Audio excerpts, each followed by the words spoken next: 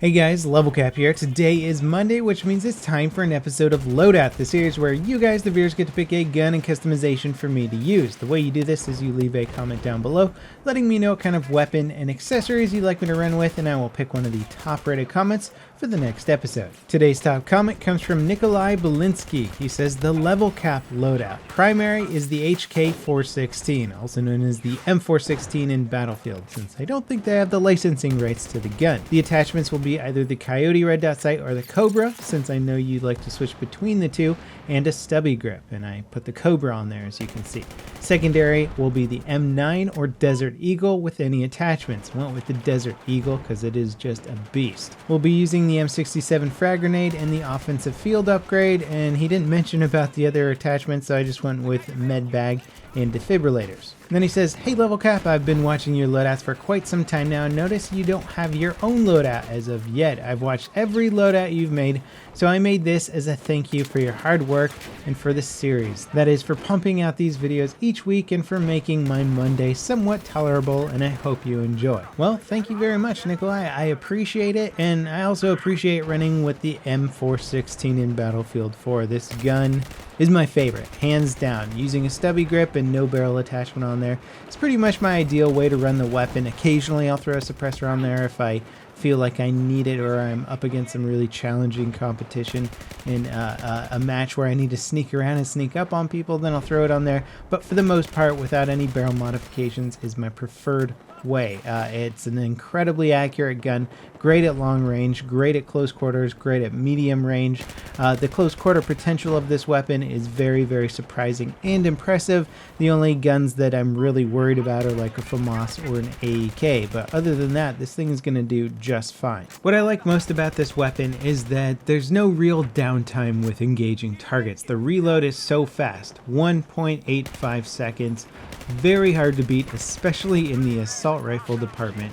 And it does very good damage as well. 750 rounds per minute is a respectable rate of fire, not quite the AEK's 900 rounds per minute, but it's still going to dish out a massive amount of damage, and at the same time has very controllable recoil, especially for longer range engagements. Now, as far as under barrel attachments go, you could go with a stubby grip, you could go with an angled foregrip, you could go with a vertical grip. Any of those will work, and they will give you different modifiers depending on what kind of recoil control you actually want. Some people might use this gun just completely naked, and I can be completely effective with the 416 without any underbarrel attachments. Basically, underbarrel attachments are going to affect your ability to burst fire the weapon in quick succession. Basically, your accuracy doesn't return to normal as quickly when you're using underbarrel attachments, but they will modify it in other ways, where the stubby grip allows you to basically control your spread a little bit better for a longer period of time. It'll just return at a slower rate to your most accurate state of firing. So again, burst fire is going to be slightly affected. Now, when choosing between the Coyote or the Cobra, it's really up to you. The sights are so similar in terms of their housing. The red dot and the sort of tri-dot effect of the Cobra sight are the biggest differences between those optics. And the only thing I have issue with, or at least had issue with at one point in time with the Coyote, is that the red dot would sometimes get lost on my screen when there's a lot of explosions and stuff going on. I would lose the dot momentarily, and I found the Cobra a little bit easier to keep track of in the middle of totally chaotic and crazy combat. And that's why I still use it today. Otherwise, the Coyote has even more minimalistic housing. So either way, both those sights are great. And as far as losing the actual dot itself, it's not really a big concern of mine. Just aesthetically, I think I prefer the Cobra, since it is an optic that soldiers would actually be using in real life, where I don't think anybody actually runs with the Coyote sight. Now, I really like the HK416's portrayal in many military shooters. It's one of the most modern assault rifles in the world right now, and one of the most popular in terms of militaries actually switching over to use it. Lots and lots of militaries are getting HK416s. They are kind of expensive, so I think their adoption is mostly geared toward and given to some of the special forces or the more specialized task force, rather than just handing it out to the entire army right off the bat. But I do know that a bunch of nations are looking at adopting this as their primary assault rifle over whatever the heck else they've been using. And funny enough, a lot of the benefits of this weapon involve things like reliability and cook-off rate for rounds that are things you won't experience in video games, because you're not going to have weapon malfunctions in Battlefield, and you're not going to have rounds cook off when you're not pulling the trigger of your gun, just because that would be an annoying feature in most video games. Maybe some milsim games will start to incorporate that sort of thing later on, but as far as it's concerned in Battlefield and stuff, many of the HK416 abilities are just not going to cross over into video games for the most part. And cool design fact about the HK416 is that it is just an evolution to the M4 platform, so you can literally take the upper receiver of an HK416 and put it on an M4 lower, and that's actually something that a bunch of soldiers are doing because of the reliability and easy maintenance of an HK416's upper. So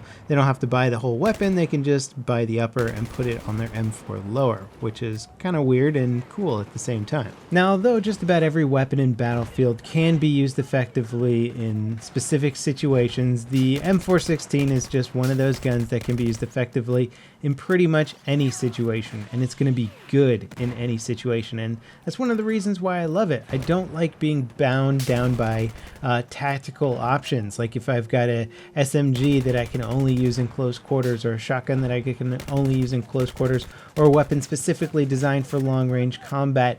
I'm always going to be bound by those tactical restrictions, and I don't have to do that with the M416. I can literally push any flank that I want to, and that's an important ability to have in Battlefield, because this game is so clustered at times and so choke pointy that you're like, you know what, I'm not going to push down this alleyway. There's like 10 guys there spamming grenades and rocket fire. I'm going to try a different alleyway and move over to a different side of the map and flank that area. So much of Battlefield is about plugging holes. Like, you'll look on the map, you'll see the lanes, you'll see where everybody's fighting, and if you see one of the lanes that are open, nobody's going there, or the enemy could potentially be flanking that lane, you switch over to that lane, and the M416 gives you that ability to be effective in whatever lane you choose. Anyway, that pretty much wraps it up for this episode of Loadout. You have to try the M416 if you haven't already. It's one of my favorite guns in the game. Don't forget to leave your comments for the next episode of Loadout, and I'll see you next time. This is LevelCap signing off.